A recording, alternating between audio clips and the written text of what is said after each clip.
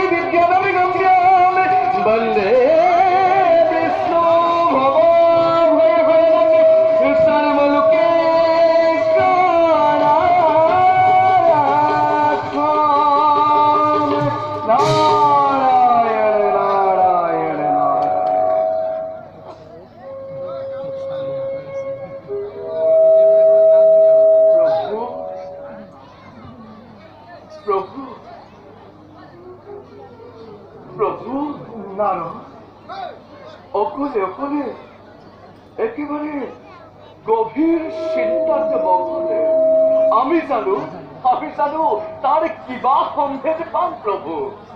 হে ব্রহ্মানন্দ প্রভু, হঠাৎ এক মহাপ্রলয় এক জানানি পান আমি ব্রহ্মা বিষ্ণু আর মহেশ্বর একেবারে অস্থির হয়ে পড়েছি।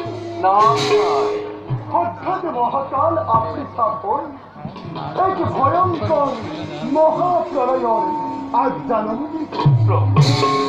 এই মহাপ্রলয়ের ফলে সমস্ত পৃথিবী মহাসাগরের পানিয়ে ডুবাই রাখিব। এই পৃথিবী জীব জন্তু বলিবলৈ একোৱেই নাথাকিব নাৰায়ণ। কেৱল কেৱল দৈত্য অসুৰ বিলাক ভয়ঙ্কৰ হয়ে উঠিব। প্ৰভু, এইবিলাক সংঘাত কৰিবলৈ ৰুদ্ৰৰটো কিমান সময়ৰ প্ৰয়োজন। দুষ্টক দমন আৰু সত্যক পালন কৰিবই লাগিব প্ৰভু।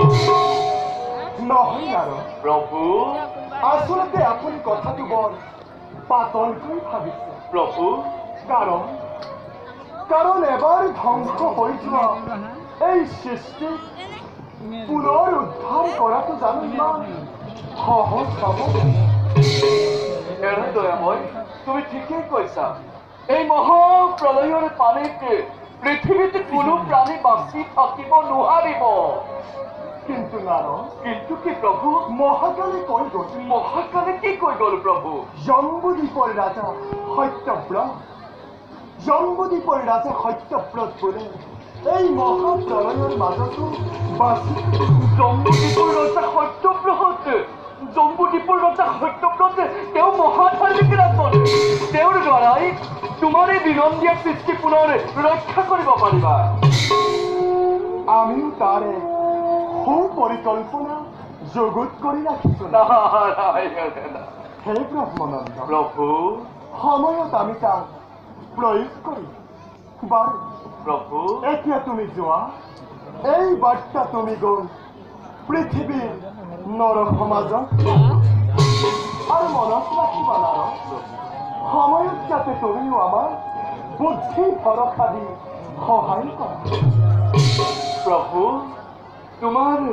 তোমাৰ অপাৰ কৰুণা অনন্ত লীলা তোমাৰ লীলা পালাৰ আদি আৰু অন্ত বুজিবৰ সাধ্য নাই কাৰো এই বিশ্ব ব্ৰহ্মাণ্ডত বাৰু প্ৰভু পুনশ্চ আমি তোমাৰ এই শ্ৰীচৰণত প্ৰণিপাত জনাই মাগিছো বিদায় যোৱা হে ব্ৰহ্মানন্দ হে মুকা